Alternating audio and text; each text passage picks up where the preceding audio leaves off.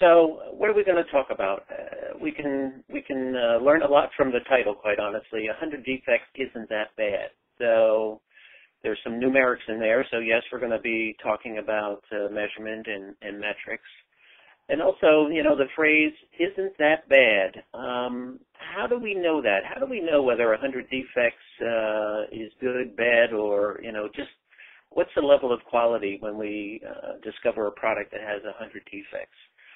So we're going to talk about not only measurement, but also having the right information to be able to make an assessment as to, let's say, the level of quality of our particular software. I usually start this talk off with, you know, some interaction with the audience, which is difficult to do today, but asking, you know, people how do they define their software quality in their shops. And typically, you know, we would get many different answers to that question, such as an absence of defects or conforming to requirements, things being scalable, reliable, talking about, a lot of times we ask people how they define quality and they talk about it in terms of testing, so kind of this these back-end quality initiatives. You know, usually when we're dealing with our clients and talking about quality, we're talking about quality throughout the full life cycle. But at the end of the day, again, what's important to us is whatever the definition of quality is within a particular organization, at the end of the day, that those measures or those definitions have to be measurable. So the question is, what are the right things to measure? And just for the fun of it, I thought rather than telling everybody what the right measures are and whatnot, I thought I'd go out on the internet and see what was available. And not surprisingly, there's just a ton of different measures that people are using to help identify their levels of quality.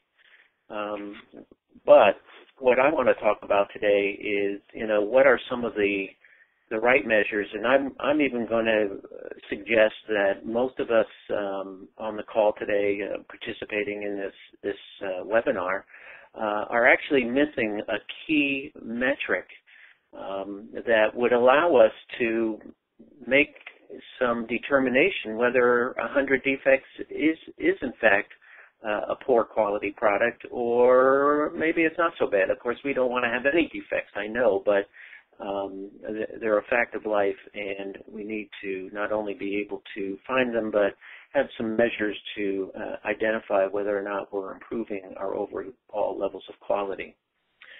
Some of the typical measures of quality that we see with our clients and or that we recommend and kind of run the full life cycle, defect removal efficiency, something called defect density, certainly looking at test-based kinds of metrics, test cases passed for the first time.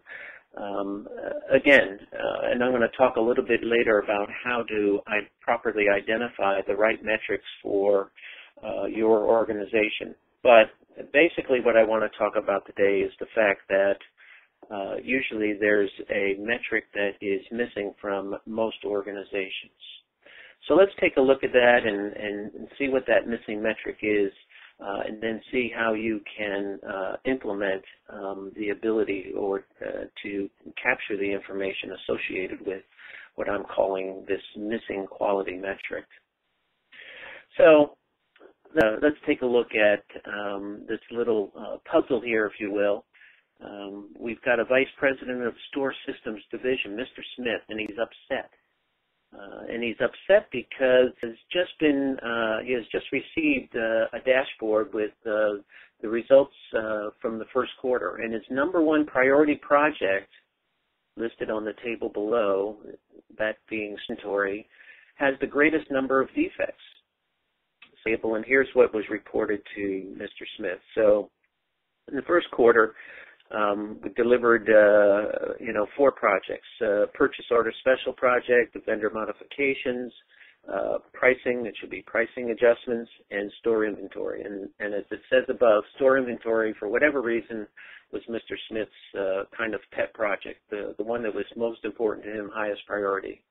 And we can see that some of these were, most of these were delivered earlier on time, so that's pretty good, including his favorite store inventory project. And we can also see what the costs are for, these are labor costs, let's assume, $500,000 all the way up to almost $1 million for store inventory. And then we see the number of defects that were discovered upon delivery, customer-facing defects. And you can see that the store inventory project had the largest number of defects. And this is not an unusual reporting scenario of what our management or our project teams might receive relative to information about recently delivered projects. And you can see from this information, there's some useful information or interesting information, right? The on-time delivery, that's good to know. The cost of the project, particularly if we're comparing it to some budget numbers. And quality information is important, but we really don't have, something's missing in that we really don't have a way to evaluate really whether or not, store inventory system really is what appears to be the most expensive and the project deliverable with the poorest quality. So the metric that I would want to introduce here is a sizing metric. I would want to know how big these projects were. And when I talk about big, I would want to know how big they were relative to the features and functions that were being provided to the customer. So here's that same table again, but I've added 3 columns. I've added a column about size, and a calculated rate, and a calculated defect density. And so the size, and think about this, and I'm going to expand upon this sizing metric momentarily, but for now, you can just think about this as, say, a business value metric or a measure of the amount of features and functionality that were delivered to the end user.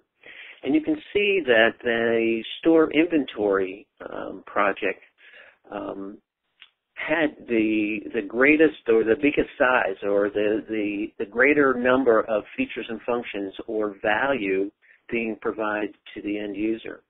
And if we do a calculation, if you think of that size as a unit of work measure, let's say, and we did a calculation looking at the costs and size, we could come up with a cost per unit of work. And you could see that because of the large amount of features and functions being delivered, that the cost per unit of work was really, for store inventory project, that it was actually the most economical for projects.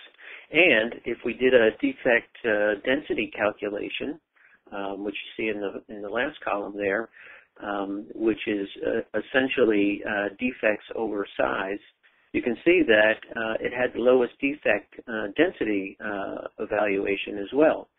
So from the initial look-see at this list of 4 projects, we might jump to the conclusion, as Mr. Smith probably did, that even though my project was on time, it was the most expensive project delivered that quarter and had the poorest quality, but truth of the matter is it was, yes, maybe the most expensive product, but the most economical in terms of a cost per unit of work, and it actually had the best level of quality, the highest level of quality of all of the projects.